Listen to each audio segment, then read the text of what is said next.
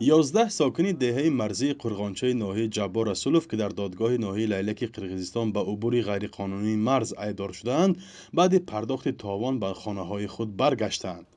نمایندگان حکومت ناحیه جبار رسولوف در نشست خبری به روزنامه‌نگاران گفتند که این گروه ساکنان را یک صاحبکار همسایه کشوری تاجیکستان به کار جلب کرده است. باید مقام کارمندان مقامات حفظ حقوق جمهوری قرقیزستان بازداشت کردند. بعد از وی همون صاحبکار همون قرقیزستان بود اینو کار می‌فرمایند. همون آدم خودشون از حساب خودشون جریمه اینو پرداخت کردند. از طرف اینو همون باید دستخوش کرده شده می‌آید. این ساکنان اولی ماه می هنگام کار در کان انگشت شهرک سلوکته هممرز با دهه قرغانچه بازداشت و 3 ایون در دادگاه ناحیه لیلک قرقیزستان محاکمه شدند.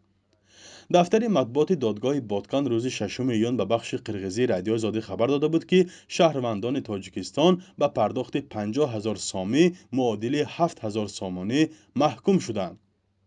طرف تاجیکستان درباره این واقعه تا نشست خبری حکومت محلی سکوت اختیار کرد. در دهه قرغانچه بیش از 5,000 کس زندگی میکنند و با قرقیزستان حدود 30 کیلومتر مرز مشترک دارند.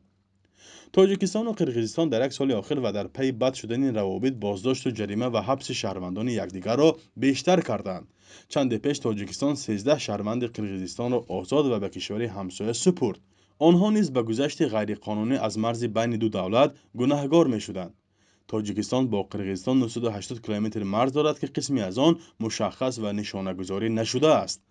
در دهه‌های نزد مرزی زود مناقشه ساکنان و مرزبانان دو طرف ثبت می شود. در نزاع‌های 2 سال اخیر از دو طرف ده‌ها کس کشته و زخمی و ده‌ها منزل و انشاءات سوخته و ویران شدند. انجام زودتری نشانه‌گذاری قطعه‌های بحثی را راه مهم ختم خشونت‌ها می‌گویند. فرزان محمدی، رادیو آزادی، ناحیه جبار رسولوف.